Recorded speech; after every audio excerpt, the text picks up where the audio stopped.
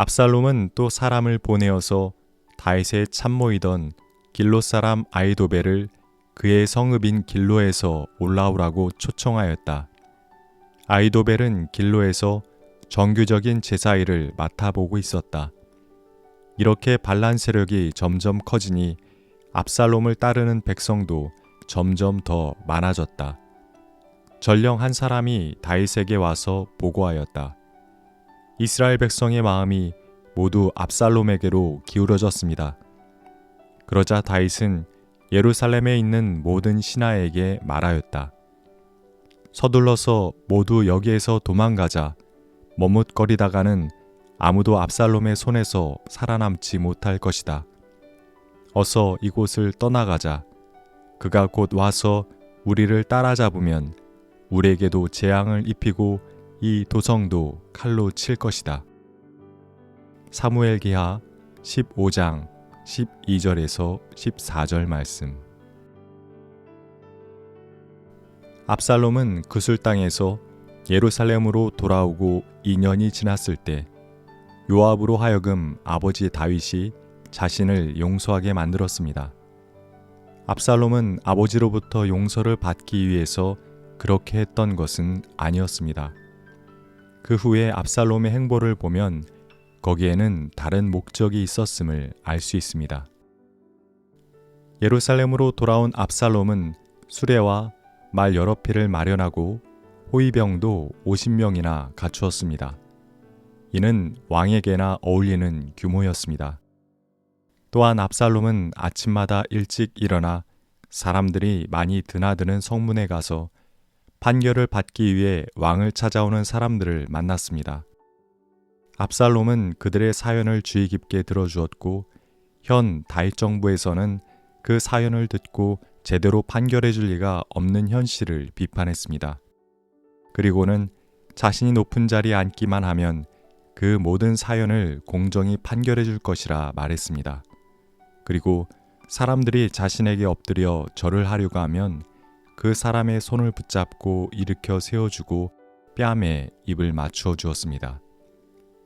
압살롬은 그렇게 이스라엘 백성의 마음을 사로잡아 나갔습니다. 그 모든 것은 백성을 위한 선행이 아니라 왕자를 차지하기 위한 계책이었습니다. 압살롬은 4년 동안이나, 아니 그보다 훨씬 오래전부터 준비해온 쿠데타를 실행에 옮겼습니다. 준비 기간이 길었던 만큼 일은 착오 없이 진행되었습니다. 아버지 다윗에게는 예배를 드리기 위해 헤브론으로 간다고 하고는 그곳에서 쿠데타를 일으켰습니다. 압살롬과 아히도벨의 계획에 의해 이미 예루살렘의 유력한 사람들이 헤브론에 모이게 되었고 이스라엘 곳곳에서는 압살롬이 헤브론에서 왕이 되었다는 소식이 전해졌습니다. 그 소식은 곧 예루살렘의 다윗에게도 전해졌습니다. 다윗은 이미 압살롬을 막기에는 늦었다 판단하고 도망을 결정했습니다.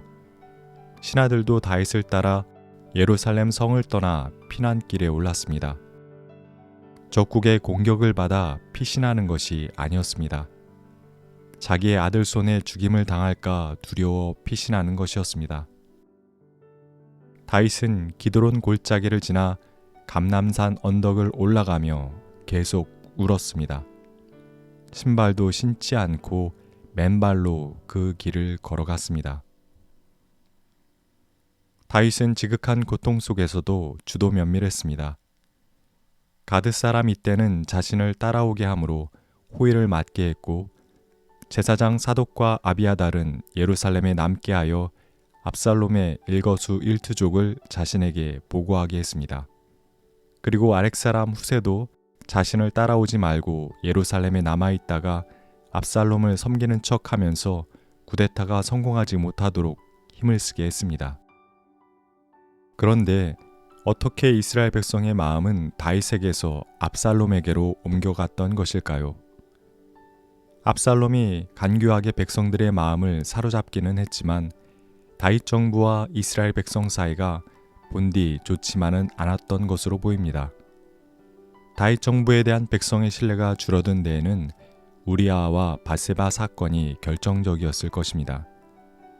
정욕의 눈이 멀어 부하의 아내를 탐하고 자신의 과오를 덮기 위해 부하를 사지로 내몬 다윗을 비판한 것은 나단 선지자 한 명이 아니었던 것이지요.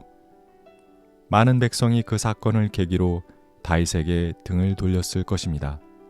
그중 대표적인 사람이 바로 다윗 곁에서 책략가로 일했던 아이도벨입니다. 아이도벨은 밧세바의 할아버지였습니다.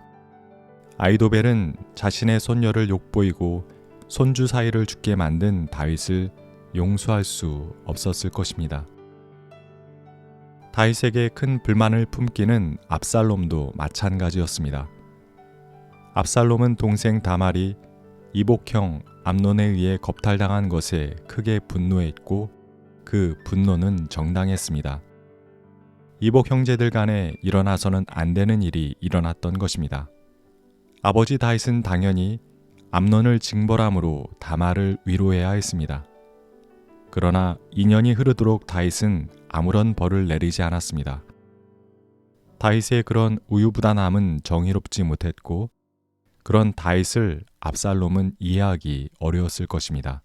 그래서 스스로 암논을 처벌했고 그 행위 또한 잘못된 행동이었지만 나름의 타당성이 있었기에 다윗 또한 다시 압살롬을 받아주었던 것입니다.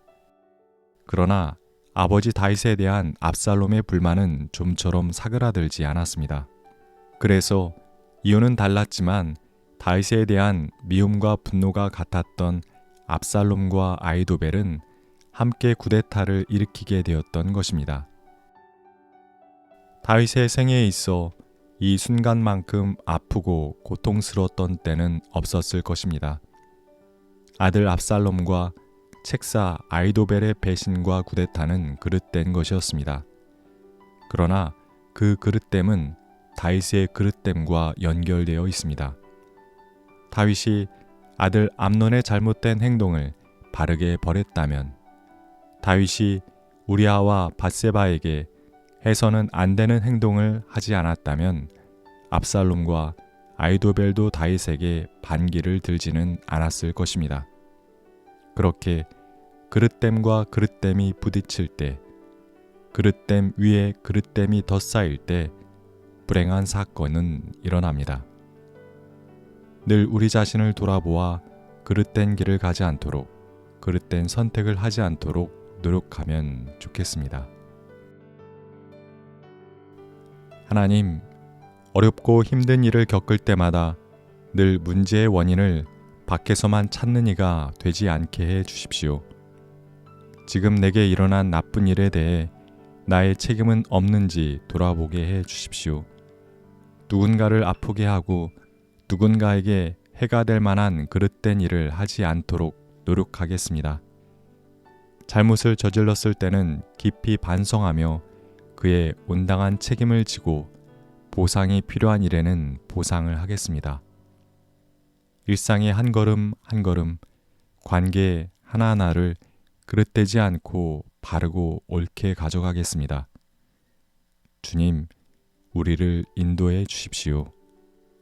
아멘.